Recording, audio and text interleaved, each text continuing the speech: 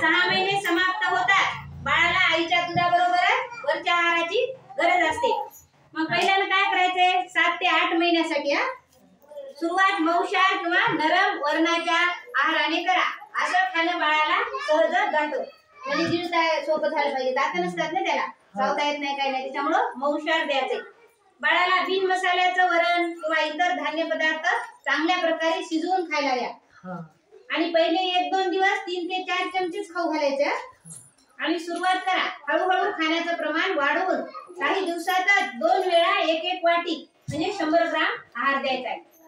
आणि बाळ एका दिवसाला 2 वाट्या वरचा आहार, जसं की घट्ट वर्णासोबत भात, खिचडी, हिरव्या पालेभाज्या, पिवळ्या, नारंगी आणि भाज्या, दुधापासून बनवलेले खाद्यपदार्थ, तेल तूप टाकायचे त्याच्यामध्ये बनवते वेळेस बघा किती मऊ खिचडी बनवलेली आहे, खाऊ घालायची की आहे तिची, तसंच आपल्याला हिला खाऊ घालायचं आणि त्याच्यासोबत पाजवायचंय बरं।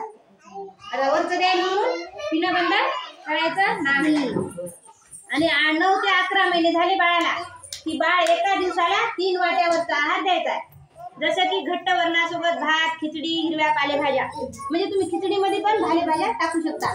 शिमला मिरची, टमाटे ते टाकायचं, म्हणजे असं शिमला मिरची तिखट नसतील, आपली मिरची नाही टाकायची, जास्त तिखट नाही द्यायचं। आणि पपई, केळ कुस करून द्यायचं, आलू उकडून मऊ करून, आलूचा शिरा पण बनवता येते बरं तूप टाकून। आलू चांगले उकडायचे, तूप टाकायचं, भाजायचं त्याला,